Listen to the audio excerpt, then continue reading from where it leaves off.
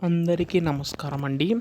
ఆంధ్రప్రదేశ్ రాష్ట్ర వ్యాప్తంగా ఉన్న రైతన్నలు అందరికీ రాష్ట్ర ప్రభుత్వం గొప్ప శుభవార్త అయితే చెప్పనుందనమాట. సో, మనకి ఈ యొక్క నిధులనేవి అయితే విడుదల చేయడానికి సిద్ధమైనట్టుగా తెలుస్తుందండి. 20,000 రూపాయలనేవి ఎప్పుడు జమ చేస్తారు అన్న దానిపై చాలామందికైతే సందేశం అయితే ఉందన్నమాట.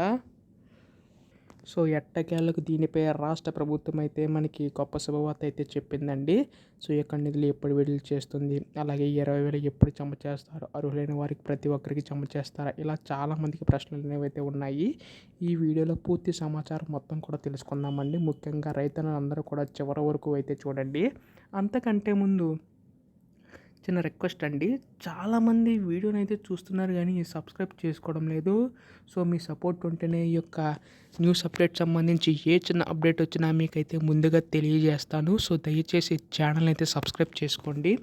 ఇంకా ఆలస్యం చేయకుండా వీడియోలోకి అయితే వెళ్ళిపోదాం. సో, మనకి ఆంధ్రప్రదేశ్ రాష్ట్ర ప్రభుత్వం రైతన్నలందరికీ ఉపయోగపడేలాగా మనకి రాష్ట్ర ప్రజలకు అనేక పథకాలు అనేవి తీసుకొచ్చేది కదండి. అందులో భాగంగానే మనకి రైతన్నలకు కూడా ఈ యొక్క అన్నదాత సుఖీభవ పథకం అనేది తీసుకొచ్చిందండి. అయితే ఈ యొక్క పథకంలో ప్రతి ఏటా కూడా 20,000 రూపాయలు జమ చేస్తామని చెప్పి హామీ అయితే ఇవ్వడం అయితే జరిగిందండి. గత సంవత్సరంలోనే మనకి ఈ యొక్క నిధులు అనేవి అయితే విడుదల కావాల్సి ఉంటుంది. కాకపోతే కొన్ని కారణాల వల్ల మనకి నిధులు అనేవి అయితే విడుదల కాలేదు. సో, మీ అందరికీ తెలిసినట్లుగానే రాష్ట్ర ప్రభుత్వం బడ్జెట్ కూడా అంతంత మాత్రాన అయితే ఉంది.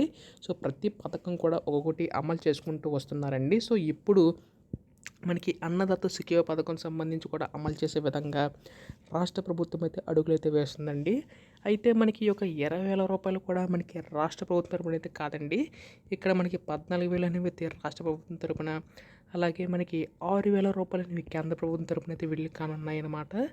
అయితే మీ అందరికీ తెలిసినట్లుగానే కేంద్ర ప్రభుత్వం మనకి 18 విడతల కింద నిధులు అనేవి అయితే విడుదల చేసుకుంటూ వచ్చింది. అదే విధంగానే మనకి రాష్ట్ర ప్రభుత్వం కూడా త్వరలో నిధులు అనేవి అయితే విడుదల చేయనుందన్నమాట.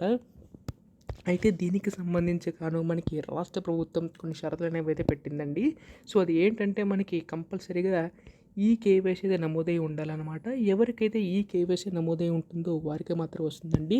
అలాగే కంపల్సరీగా ఎన్పిసిఐ లింక్ కూడా కంపల్సరీగా అయితే ఉండాలి. సో, ఎవరికైతే ఈ కేవైసీ ఎన్పిసిఐ లింక్ అయి ఉంటుందో వారికి మాత్రమే యొక్క నిధులు అనేవి అయితే జమ అవుతాయన్నమాట. అయితే కొన్ని కండిషన్స్ అయితే ఉన్నాయండి. అవి ఏంటంటే మనకి 4 వీలర్ వెహికల్ ఉంటే మీకైతే రాదండి. అలాగే ఇన్కమ్ ట్యాక్స్ పే చేస్తే మాత్రం అది కూడా రాదన్నమాట. అలాగే గవర్నమెంట్ ఎంప్లాయీ ఉంటే వారికి కూడా ఈ పథకం అయితే అనర్హులండి. అలాగే మనకి కరెంటు బిల్ అనేది 300 యూనిట్ల లోపు అయితే ఉండాలి. అలాగే మనకి ఇంటి స్థలం ఉంటే కనుక 1000 చదరపు అడుగుల లోపు అయితే ఉండాలండి. ఇలా కొన్ని కండిషన్స్ అయితే ఉన్నాయన్నమాట. సో, ఇవన్నీ కండిషన్స్లో మనకి ఎవరైతే అర్హులు ఉంటారో వారికి మాత్రమే ఏ అడ్డంకి లేకుండా వారి యొక్క ఖాతాలో నిధులు అనేవి అయితే జమ చేస్తారండి. అయితే దాదాపుగా మనకి చాలామంది రైతులను అయితే ఎదురు చూస్తున్నారు ఈ యొక్క పథకం సంబంధించి గాను. అయితే రాష్ట్ర ప్రభుత్వం కూడా ఈ యొక్క నిధులు విడుదల చేయడానికి సిద్ధమైనట్లుగా తెలుస్తుందండి. సో, మనకి రేపు ఇళ్లలోగా దీనిపై అధికార ప్రకటన అయితే రానుందన్నమాట. ఇప్పుడు దీనిపై అధికార ప్రకటన చేసినా మీరు ముందుగా తెలుసుకోవాలనుకుంటే ఛానల్ అయితే సబ్స్క్రైబ్ చేసుకోండి. మీ సపోర్ట్ ఉంటే ఇలాంటి వీడియోస్ ఇంకా చేయగలుగుతాను. ధన్యవాదములు. జై హింద్.